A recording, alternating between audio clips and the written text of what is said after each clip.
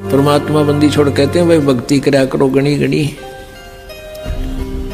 और ये समय ये दाव फिर नहीं लगेगा। परमात्मा हमें बताने आए थे कि तुम आए, मनुष्य जीवन आप जी को मिला है परमात्मा प्राप्ति के लिए और इसका कोई यूज नहीं। यदि आप ये कार्य नहीं करते हो, बाकी जो संतान उत्पत्ति, उनमें मोह ममता, उनकी परवरिश, ये तो पशु पक्षी आपसे भी ज्यादा प्यार और श्रद्धा से करते हैं। तो पशु और पक्षियों के जीवन में और आपके जीवन में कोई भिन्नता नहीं। परमेश्वर ने मनुष्य जीवन वैसे ही नहीं दिया, क्योंकि जब तक हम तत्व ज्ञान से परिचित नहीं होते, हम इसकी कीमत से, इसकी वैल्यू से परिचित नहीं है। परमेश्वर ने ये हमें शरीर दिया मनुष्य का, इसमें सद्बुद्धि दी, हाथ पैर ऐसे दिए कि हम मकान बना सकते हैं, झोंपड़ी डाल सकते हैं, गर्मी सर्दी से बच सकते हैं, समय पर खाना बनाकर खा सकते हैं, मेहनत मजदूरी करके हम अपनी रोजी रोटी कमा सकते हैं।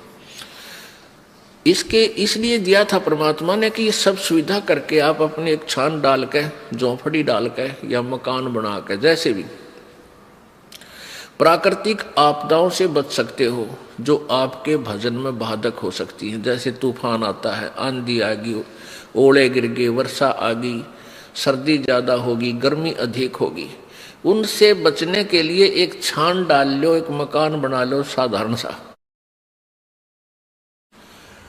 और अपनी रोजी रोटी के लिए काम भी करो और भगवान भी भजो।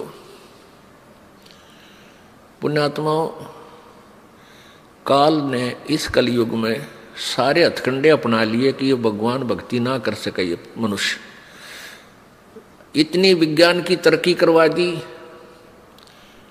ऐसे रेडियो टेलीविजन एफएम दिन रात चलने जा बकवास, किसी टाइम ऑन कर ले टीवी ने, जब नाच गाने शुरू पाएंगे।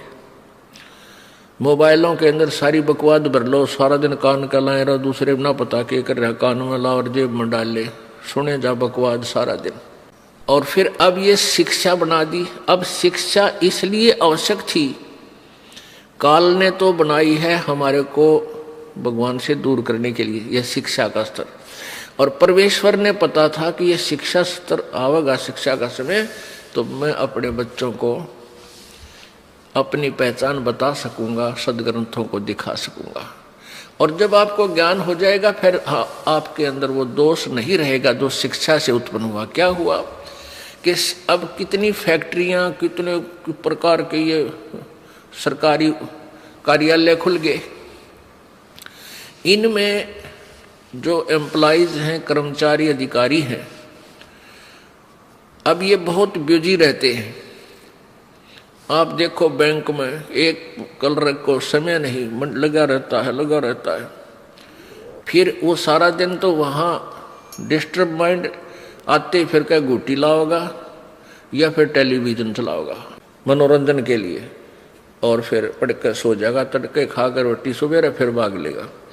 तो और पहले क्या होता था कि सब कोई भेड़ बकरियां पाला करता, कोई गऊ पाल लेता था, कोई वैसे मजदूरी कर लेता था छोटी मोटी, कोई मानसिक ऐसा काम नहीं था, ना किसी का टेंशन थी।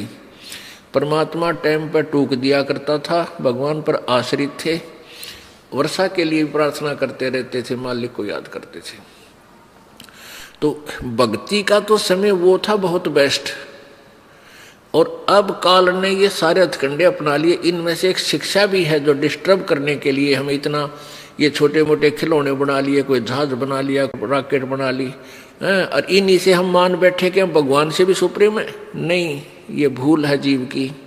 अगर 2 वर्ष वर्षा ना हो, परमात्मा दया ना करे, और जैसे पीछे हाहाकार मच गई थी, ग्लेशियन खत्म हो गया, ग्लेशियन खत्म हो गया, और पानी भी नहीं रहेगा, ये हो जाएगा, ये जो चाहे सो कर दे। अब इतनी बर्फ गिर दी, ग्लेशियन कर दी सारे का। तो हम क्यों ना उस मालिक से अर्ज करें तो सब कुछ ठीक कर दे। विज्ञान तरीके से हम कितना क्या कर सकते हैं। तो अगर 2 वर्ष वर्षा ना हो ना, ये सारे रॉकेट, ये जहाज उस एयरपोर्ट पर खड़े खड़े जंग लगाए, इनका कोई बैठने नहीं पावे इनमें, न ये टेलीविजन देखे, क्योंकि पेट ना भरेगा। बकवास तो जब आवे, जब हमारे अंदर समय पर टूक मिल जाए प्राणी को। एक बार अकाल गिर गया था, एक भयंकर अकाल गिरा था, और 2 वर्ष पहले तो 1 वर्ष का अकाल बहुत होता था। तो उसमें इतनी हाहाकार मच गई कि जो दिल्ली के सेठ और राजा लोग होते थे, जो नान पुलाव खाया करते थे, उन्हें रोटी भी ना पाई, घास तोड़ तोड़ के खाए, धक्के खाते अंडे और मर गए भूखे। तो परमात्मा कहते हैं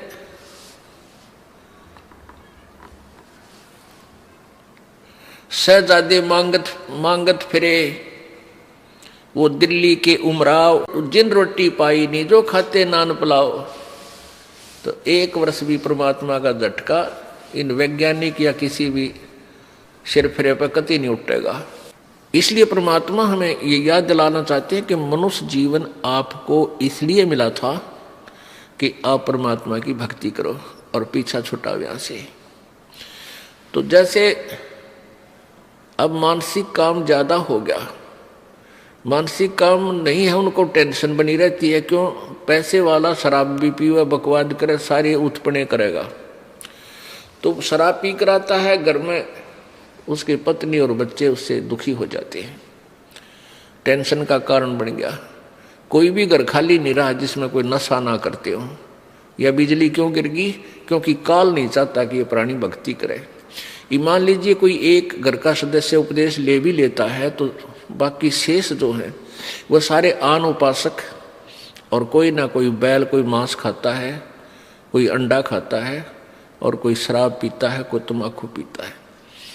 और फिर आन उपासना में इतने गहरे रंगे जा चुके हैं कि उस सत साधक के साथ संघर्ष शुरू कर देते हैं, उसके नाम को भी खंडित करवाने की चेष्टा करते हैं। ये काल का जाल है। तो इसके लिए हमने सावधान होना है और पूरे विश्वास के साथ मीराबाई, ध्रुव और प्रहलाद जी की तरह हमने दृढ़ होकर इस मार्ग को अपना सफल करना है। तो प्रसंग चल रहा है कि साईं इतना दीजिए जिसमें कुटुंब समावे, हम भी भूखे ना रहे, अतिथि ना भूखा जावे। अब हमारे लिए परमात्मा ने ये उदाहरण दिया है कि इस कलयुग में, अब वर्तमान में जो माया जोड़न की दौड़ लगी है, ऐसी होड़ लगी है कि इस इंसान को माया के सिवाय पैसे के अतिरिक्त कुछ भी दिखाई नहीं देता। ना नाता दिखाई देता है, ना कोई लाज शर्म लोग की रह रही है। तो ये ऐसा क्यों हो गया? अज्ञानता से। परमात्मा कहते हैं ये काया तेरी है नहीं, माया कहां से हो, और चरण कमल में ध्यान रखो, इन दोनों को खो। अब काया तेरी है नहीं, शरीर है तेरा नहीं, और तू संपत्ति ना अपनी मान बैठा, नालायक के भूल पड़गी तेरा। तुम मालिक को याद कर, ये ना तेरी शरीर है ना तेरा संपत्ति है, इन दोनों को भूल जा और मालिक ने याद रख। इस मिट्टी से ये 5 तव का पुतला जब ये समाप्त हो जाएगा, इसका समय पूरा होगा, उसी समय इसको सभा कर देंगे, जला देंगे, ये राख बन जाएगा, पहचान भी नहीं होगी ये किसकी है, और इसके ऊपर गद्दे लोटा करेंगे। और इस मिट्टी से हम लाभ उठा सकते हैं, परमात्मा पा सकते हैं, इस मिट्टी से हम सोना बना सकते हैं। उसको भूलकर हम केवल एक ही काम लगे रहते हैं, संपत्ति माया जोड़ने के। अब इधर पश्चिमी देशों में क्या है, माया की कमी नहीं रही, उनके पास बहुत धन हो गया। अब वो धन हो गया तो उनको धन बहुत हो गया, अब उनको शांति नहीं। शांति प्राप्त करने के लिए वो उस माया ने छोड़ कर नो कहें बाहर जंगल में बैठते हैं जा करके, हफ्ता 10 दिन 15 दिन किसी तरह शांति मिल रहा है। तो पुण्यात्माओं, इस बीमारी ने कट्ठाई क्यों करे? परमात्मा पर विश्वास रखो, कैसे मदद करेगा भगवान आपकी। कबीर साहब कहते हैं साईं इतना दीजियो जिसमें कुटुंब समावे, हम भी भूखे ना रहें, अतिथि न भूखा जावे। इतना मांगिए। परमात्मा जब आप सच्ची भक्ति करोगे, आपके किसी भी कार्य में बाधा नहीं आने देगा। अब हम अपने परिवार के लिए जो मांग कहा है कि भी हम भी भूखे ना रहें और अतिथि ना भूखा जाए, सब कुछ आ गया। यानी रिक्वायरमेंट ऑफ द फैमिली, अपने परिवार की आवश्यकताओं को से अधिक डिमांड भगवान से नहीं करना। और फिर जो आपके पास पैसा शेष बचता है उसको पुण्य में अधिक लगाओ, जैसे परमेश्वर ने स्वयं ये लीला करके दिखाई। परमेश्वर कहते हैं दान दिए धन घटे नहीं, चढ़ी चोंच भर ले गई नदी न घट्यो नीर, और दान दिए धन घटे नहीं कह रहे साहिब कबीर। परमात्मा कहते हैं देते को हर देत है जहां तहां से आन, और ना दिया फिर मांगते फिर यो परमात्मा सुना नहीं कान।